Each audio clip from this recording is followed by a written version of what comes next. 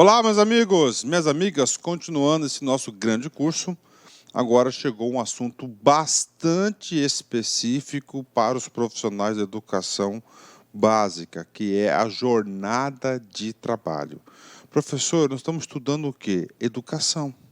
Então, nós temos um ambiente escolar e, nesse ambiente escolar, nós temos particularidades em relação à jornada de trabalho, em especial a jornada de trabalho do professor. Por quê, professor? Porque a atividade do professor não é ir lá somente o cara ir lá e ministrar a aula dele, né? É muito mais do que... Antes de ministrar a aula dele, tem que fazer todo um planejamento, tem que preparar a aula, e depois que ele termina a sua aula, o serviço dele não terminou. Por quê? Porque ele tem que fazer todas as avaliações aí da aplicação do seu projeto pedagógico. Então, é especial. Claro que a LOPEB trouxe essa especificidade num capítulo à parte, na qual o legislador tratou do regime de trabalho específico dos profissionais da educação.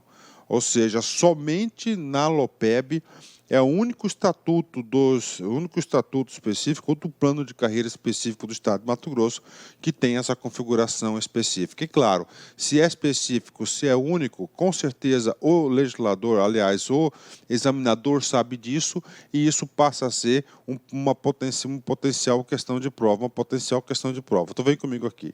O regime de trabalho dos profissionais da educação básica será de 30 horas semanais, né? 30 horas semanais, né?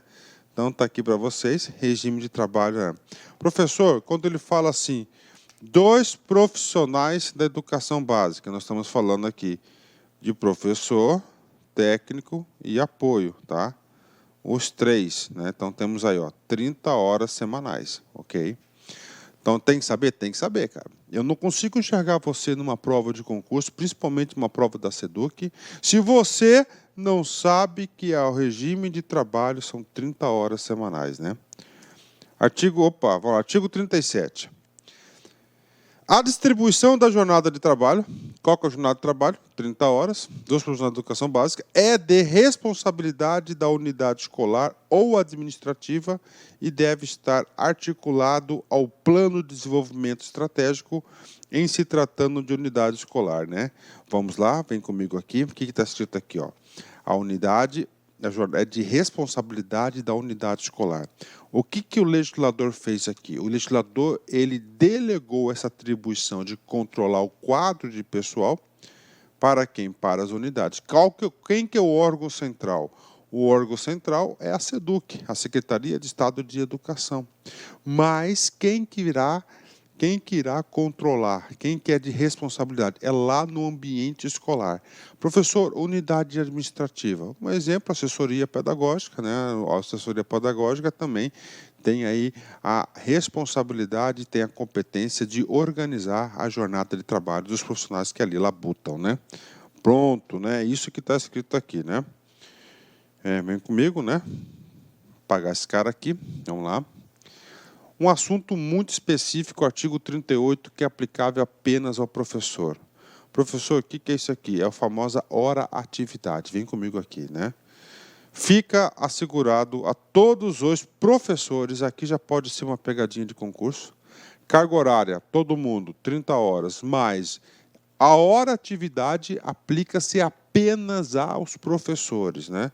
Fica assegurado a todos os professores o correspondente a 33,33%, ou seja, 1/3, né, de sua jornada semanal de atividades relacionadas ao projeto didático-pedagógico.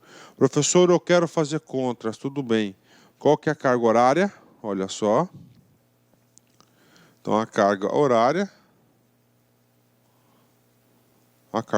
são 30 horas, né? Dividido por 3, então o cara tem 10 horas atividade por semana. Nessas 10 horas aqui é para que o professor prepare a aula, faça a correção das provas, preencha lá o diário escolar e assim por diante. Então, são 10 horas de atividade escolar. Preste atenção. Se são 10 horas de atividade escolar, o cara tem uma carga horária de quanto? O cara tem uma carga horária de 20 horas semanais, né? Vem comigo aqui. O parágrafo primeiro, ele vai trazer o conceito da hora-atividade. Entende-se por hora-atividade aquela destinada à preparação e avaliação do trabalho didático, a colaboração com a administração da escola, as reuniões pedagógicas, a articulação com a comunidade e o aperfeiçoamento profissional, de acordo com a proposta pedagógica da escola. Ou seja, o professor aí, qual que é a intenção do legislador? O legislador quer que o professor se integre na vida da escola através da hora-atividade, e ele é pago por isso, né? Parágrafo 2º. Dentro de um percentual de até 10% do quadro de professores, poderá a unidade escolar, nos termos da regulamentação específica, destinar percentual superior ao previsto do caput desse artigo. Ou seja, o parágrafo 2º do 38 trata uma exceção, a única exceção de quê?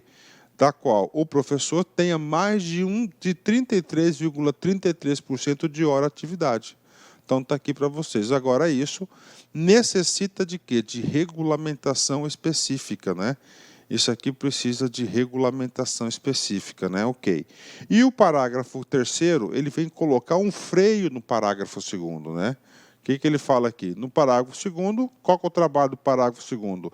Ele trouxe uma exceção para majorar os 33%. Já no parágrafo 3º, ele vai trazer o quê? Um freio, né? Vem comigo aqui. Na aplicação do preceito contido no parágrafo anterior, será observado o limite de até 50%. Qual que é 50% da jornada de trabalho? É até 15 horas. Se o cara trabalha 30 horas, então 15 horas ele pode ficar até 15 horas em hora atividade e outras 15 horas o cara vai ser responsável para quê? Para ser de fato professor, né? Para professores em regência, que desenvolverem atividades articuladas e previstas ao projeto político-pedagógico, aprovado pelo Conselho Deliberativo Escolar e ratificado pela Secretaria de Estado de Educação. Olha que coisa importante aqui, cara. Muitas coisas importantes aqui. Primeiro, nós vimos nos artigos anteriores que o legislador delegou para a unidade escolar a gestão, a competência, a responsabilidade do quadro de pessoal, inclusive o controle da sua jornada de trabalho. Muito importante isso, né? Só que é o seguinte, você extrapolar os 33,33% da hora atividade, tem que ter a chancela ratificado pela Secretaria de Estado de Educação. Então tem que ter o projeto político-pedagógico da escola, né? Esse projeto político da escola tem que ser aprovado no Conselho Deliberativo Escolar. Toda escola tem um conselho, tá certo? Depois de aprovado nesse conselho, tem que passar pela Secretaria de Estado de Educação. Aí eu falo para vocês de minha experiência. Vamos ver o próximo aqui. Tá, eu vou falar para vocês aqui. Vou falar da minha experiência. Como eu fui superintendente de gestão de pessoas da SEDUC, né? Então, o que acontece? Né? Para que isso aqui? Senão a escola vai começar a inventar aí dezenas de projetos pedagógicos para tirar o professor da sala de aula. Estou dizendo isso porque isso acontece, né? Por exemplo, quando eu era o superintendente, eu tinha autonomia para aprovar esses projetos, né? Então, passava pela minha mão, eu tenho uma responsabilidade pública, no caso, né? Meu compromisso era com o Estado, era com a educação, era com as nossas crianças, para ter o melhor. Então, eu lembro muito bem que uma vez passou um projeto na minha mão, um projeto muito interessante, um projeto muito legal, que era referente, tá, à capoeira nas escolas, né? Então, esse era um projeto de capoeira, um projeto de impacto social muito grande, muito legal, muito interessante isso. E o professor, claro, eu aprovei na época lá, né? Então, isso aí foi um projeto desses aí, muito importantes, né? Ok? Então, acontece, né? Nós estamos tirando o professor da sala de aula para desenvolver esses projetos pedagógicos da hora atividade maior, né? São considerados requisitos básicos para a distribuição referida no parágrafo anterior, né? Ou seja, a exceção da hora atividade. Vamos lá, primeiro. A apresentação de um projeto individual, olha aí, né? ou coletivo de natureza científica ou cultural ou de função pedagógica sintonizado com o projeto político-pedagógico da escola. E no caso lá passaram vários projetos pela minha mão, mas um deles que eu me lembro, né, foi esse projeto aí da capoeira, né? Só para vocês se situarem, eu fui superintendente dos anos 2004 e 2005, tá? Ok, né? 2. Impedimento de outro vínculo empregatício, público ou privado. Então, o cara não pode ter outra atividade, né? 3. Apresentação periódica para a apreciação ou aprovação aprovação da equipe técnica pedagógica de relatório descritivo e analítico dos resultados parciais alcançados de forma a garantir a continuidade da execução do projeto. Realização de pesquisas e participação em grupos de estudo ou de trabalho conforme projeto político-pedagógico. Então, essas aqui são algumas coisas, os requisitos, né? Parágrafo 5º. As demais condições e normas de implantação e avaliação da hora-atividade serão definidas e em regulamentação específica por comissão paritária entre Secretaria de Estado de Educação e o sindicato da categoria. Então, tá certo, o sindicato e a secretaria vão regulamentar isso através de uma comissão que vai definir uma proposta, uma regulamentação específica, né? Olha como esse assunto hora-atividade é importante demais, cara, né? Ó, o sindicato, né, lutou muito para estar aqui dentro dessa comissão aqui, porque é de interesse da escola. Isso dá muita confusão, tá? Professor, artigo 39. Qual que é o trabalho do artigo 39? O trabalho do artigo 39 é o seguinte: como que será a jornada de trabalho para as lideranças da escola? Quais são os cargos de função, função de confiança que nós temos? Função: diretor escolar, secretário escolar, coordenador e assessor pedagógico. Essas pessoas, a carga horária dessas pessoas será regulamentada aqui pelo artiguinho 39, né? Vem comigo aqui, né? Vem comigo aqui. Ao profissional da educação básica, no exercício da função de diretor de unidade escolar, assessor pedagógico, coordenador pedagógico e secretário escolar, será atribuído o regime de trabalho de dedicação exclusiva. Tudo bem. Nós já falamos isso lá no começo. Ele está reafirmando no dedicação exclusiva. O cara focado na educação, com impedimento de exercício de outra atividade remunerada, seja pública ou privada. Rapaz, se o cara é dedicação exclusiva, claro que ele está impedido para trabalhar, né? Vem comigo aqui. O profissional designado para a função estabelecida no caput, são 4 funções que nós temos, fará jus ao recebimento de um percentual estabelecido sobre seu subsídio e de acordo com o previsto na tabela do anexo 10 desta lei complementar. Nós já vimos isso. Então, o cara é o seguinte: ele recebe o seu subsídio, ele vai ter uma nova atribuição, nova responsabilidade, ele vai ser dedicação exclusiva e ele é o seguinte: ele vai receber um percentual, né? Por exemplo, o diretor de escola, vamos pegar o mais fácil, coordenador pedagógico, 30% sobre subsídio, e nós temos aí 1.230 funções de confiança a serem distribuídas aproximadamente nas nossas 700 escolas estaduais do estado de Mato Grosso. Então, aí para vocês, né? Então, esse aqui é o percentual, né? Professor, nós estamos falando da jornada de trabalho. Qual que vai ser a jornada de trabalho dessas 4 pessoas? Parágrafo 2º, 40 horas semanais, né? E não tem hora-atividade. Por quê? Porque eles não estão na sala de aula. A aula-atividade é somente para quem está em sala de aula. O subsídio do servidor contratado na situação especial prevista no parágrafo 2º do artigo 3º. Essa situação especial foi revogada pela Lei Complementar 211 de 2005. Desta lei complementar, será pago sob o regime de dedicação exclusiva, nós já sabemos disso, correspondente a 40 horas semanais de trabalho, com impedimento de prestar serviço em outra atividade remunerada.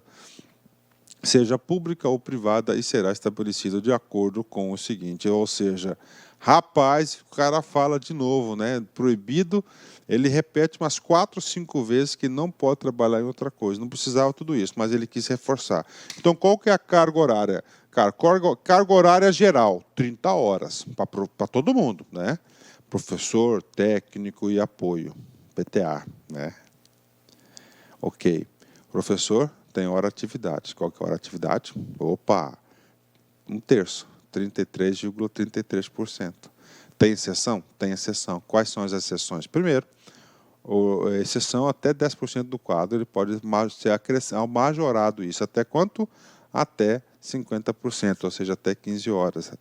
Agora, para ser majorado, ele tem que fazer parte do quê? De um projeto pedagógico específico, cultural, técnico, científico, na escola, que esse projeto cultural tem que ser o quê? Ratificado, tem que ser aprovado pelo Conselho Deliberativo da escola, da comunidade da escolar, e tem que ser ratificado pela SEDUC. Pronto. Qual que é a carga horária, professor? Dos caras lá, do diretor, do assessor, do coordenador e do secretário. Dedicação exclusiva. Então, dedicação exclusiva são 40 horas semanais. Pronto, passou a régua. Está aí. Fácil, né? Ok, né? E agora? Agora o parágrafo 2º, ele vai definir claramente como que vai ser paga a comissão dessas pessoas que eu falo, o diretor, o coordenador, o assessor, o secretário escolar, para o recebimento daquele percentual lá da tabela 10, né, que nós já vimos, né? Então ele vai fazer o seguinte, ele vai dizer a fórmula, né? Caso do diretor, presta atenção aqui. Considerar o subsídio do valor pago ao nível 1 da classe em que o profissional se enquadra, tendo em vista o grau de escolaridade e as demais formações efetivamente comprovadas através de diplomas e títulos, né? Ou seja, né? Então, o que o cara está fazendo aqui? Eu não acho certo isso, né? Mas tudo bem, eu não sou nada, né? A, B, C, D e E, não é isso? Essas aqui são as classes, né? Aí nós temos os níveis, não é isso? Então, nível 1, 2, não é isso? Qual que é o último nível? 12, parabéns. Então é o seguinte, né? O que acontece? O cara está posicionado na classe C.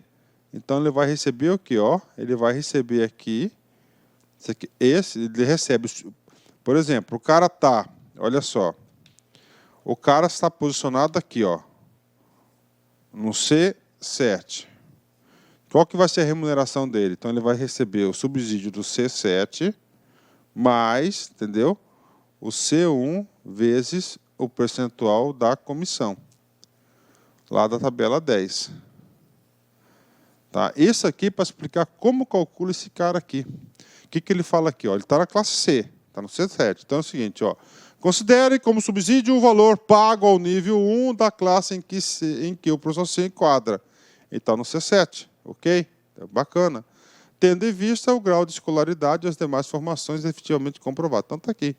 Ok, no caso 2, então é isso que está falando aqui, né? A gente vai falar para você aqui no item 3. Secretário escolar, vem comigo aqui. Secretário escolar, né? Ó, secretário escolar. Considerar como subsídio o valor pago ao servidor de cargo de técnico administrativo escolar na classe de nível inicial da carreira, ou seja, na classe A1. Ou seja, a comissão do secretário escolar, eu não acho justo isso. Eu acho que tinha seu percentual onde o cara 50%, o cara está no C7, ele vai ganhar um percentual sobre o C7. Aqui está falando que o secretário escolar vai receber um percentual sobre o A1. Né? Onde está escrito isso? Inciso 3º. Deve ser acrescido um subsídio estabelecido de acordo com o disposto no inciso 1 e 2, ok, deste parágrafo, o percentual estabelecido na tabela do anexo 10 desta lei complementar. Voltando aqui, vamos para o anexo 10, aqui, anexo 10 aqui, né?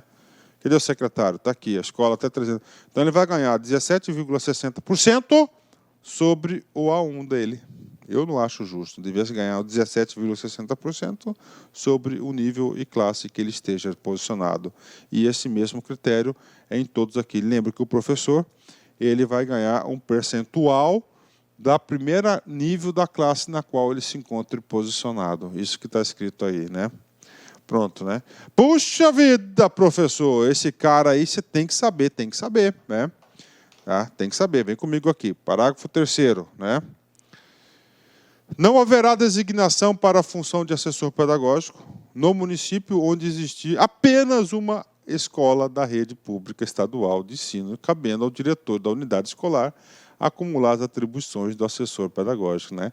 Então, o município só tem uma escola estadual, não tem assessor pedagógico. Quem que vai ser o assessor vai ser o diretor que vai acumular. Tá? Ele vai acumular as funções, né?